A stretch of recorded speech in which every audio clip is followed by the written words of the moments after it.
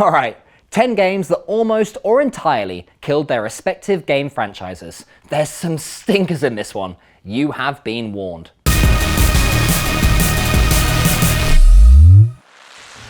As one of the best sci-fi RPGs ever made, Mass Effect did it all. It could have just kept things at that.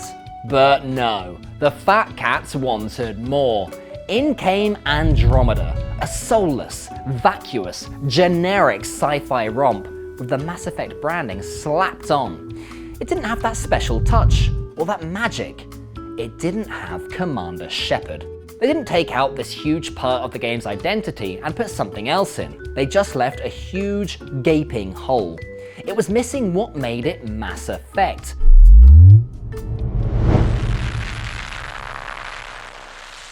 Let's talk about a true gem of the early noughties, Crackdown. The game that teaches you crime doesn't pay. Because if you do a crime, you're getting thrown off a building. And when a sequel was announced, we all rejoiced. Until we played it, and we saw it was somehow the same, but worse.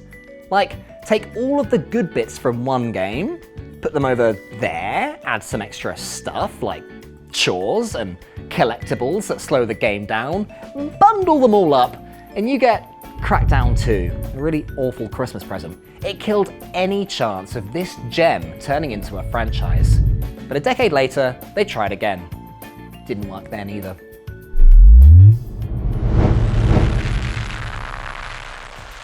Sonic the Hedgehog is beloved by all. Over the decades, he's had some bangers. Which is the best is up for debate. Which is the worst? There's no question. Sonic 06. There's no end to how much this game was an offense to the fans who held the franchise dear. I'm not a fan of 3D Sonic games, and this is exactly why. It was a mess.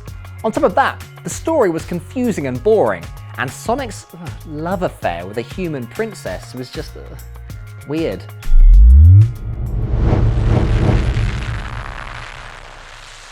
Torchlight, a game that took the DNA of Diablo 2, got rid of all the ugliness and moodiness, and made something fun and quirky. They followed up the first game with a sequel, and it was superb, although they seemed to take the Diablo playbook a bit too seriously, and it all up with the third game. Torchlight 3 had none of the magic of its predecessors. It was stripped back, hollow, and simplified. It went from a bold, exciting twist on the ARPG formula to something that felt a little too much like a mobile game for my liking. But there was a chance of redemption. The devs released another game. Would this undo all the damage done by Torchlight 3? Nope, they basically just made Diablo Immortal. But, like, a Torchlight version?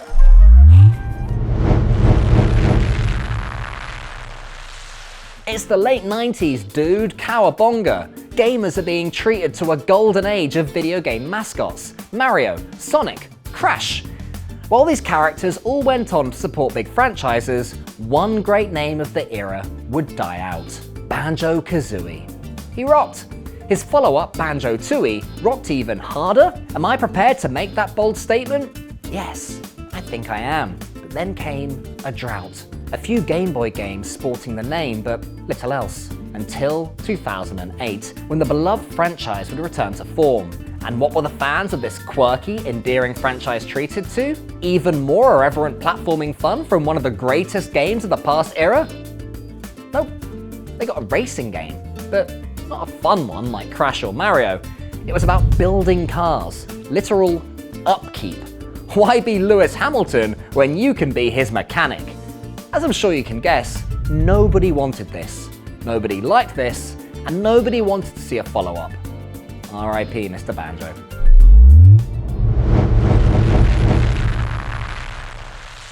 We're still in the age of the N64, and sticking with Banjo-Kazooie's developer now. But even more stupendous than all that was Perfect Dark. I'm not even speaking out of turn when I say that this was one of the best games of its time. No one had seen anything like it, and no one who played it would ever forget it. And then they released a sequel 5 years later. Did Rare do better than they did for Nuts and Bolts? Of course not. They completely fluffed it. Perfect Dark wasn't terrible, but it wasn't good. It was lukewarm, flavourless, the Ocean's 8 of the video game world. Just meh. When you've got a legacy to live up to, that kind of makes it worse than being bad in some ways, doesn't it?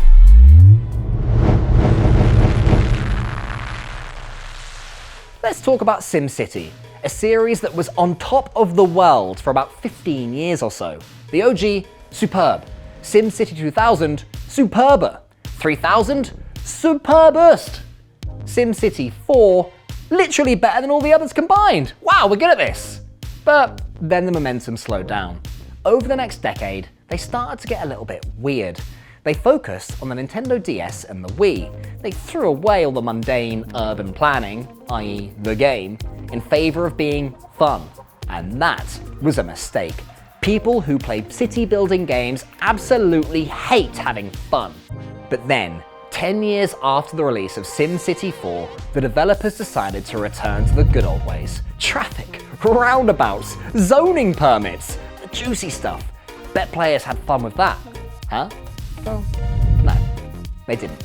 Because the game was such a steaming pile of waste that it didn't even work. It required a constantly active internet connection to play. Single player game, I might add. And then powered the game with the best servers that $40 and a crunchy bar could buy. It was an absolute disaster. But hey, they fixed it, and players finally got to actually enjoy their game. And you know what they found out? It still sucked. After this massive failure, EA took the franchise round the back of the shed and shot it in the head. No more SimCity.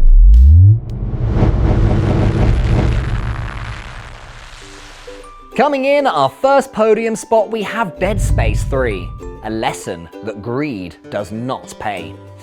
The first two games had set themselves up a decent following. They were terrifying, visceral, action-packed romps that offered us something that we loved. But then the movers and shakers at EA had a eureka moment. No one likes horror. EA's geniuses decided to ease off that whole horror aspect and introduce something they knew their players would love. Microtransactions! Yep, ways to spend even more money in the game you've just spent a load of money on. And it did not go down well. Nobody wants microtransactions in a single player game. But EA, the legends, held face. They didn't want to admit their mistakes, oh no. They even denied that after its poor reception, they'd cancelled the future of the series. But they had. Poor Isaac Clarke. A million necromorphs couldn't stop you, but a little bit of greed sure could.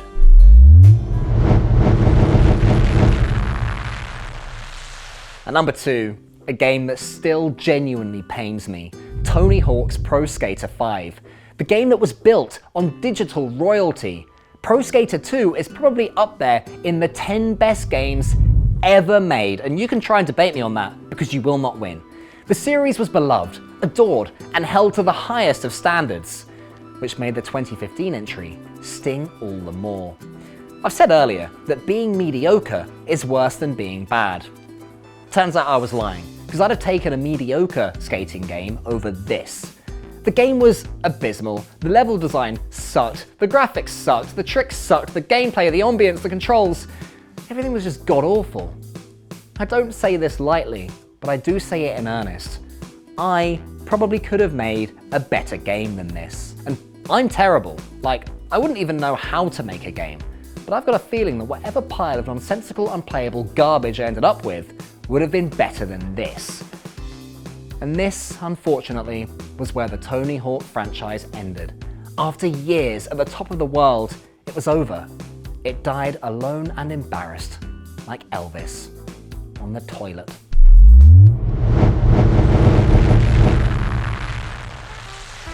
It's Duke Nukem Forever. I've talked about this game so much in other episodes, so surely you should have seen it coming. We can just roll the credits now, right? Yep, bye.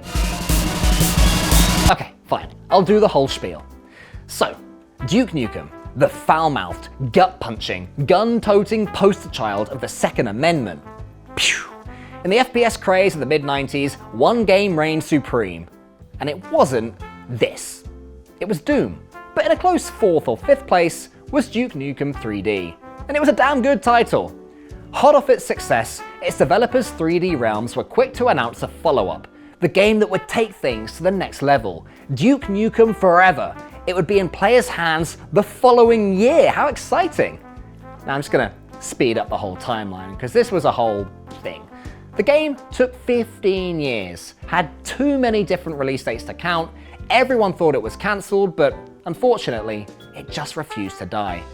I say unfortunately, because after a decade and a half of waiting, those loyal few sticking it out were rewarded by this complete dumpster fire. The game being pretty rubbish would have been enough to end Duke in his tracks, but that, paired with the exorbitant amount of time and money spent to get to this point, yeah, there's no coming back from that. The man was all out of bubblegum. God, what a negative episode. I almost feel a little bit dirty. Oh, quick disclaimer, don't try playing any of them. Really, this isn't just me exaggerating for comic effect, they suck. And sure, some of them are worse than others, but of the millions of other games to play, do you really want to give these ones a spin? Really? Out of everything? Honestly, just look at the wall. You'd have more fun. I'm gonna go look at a wall.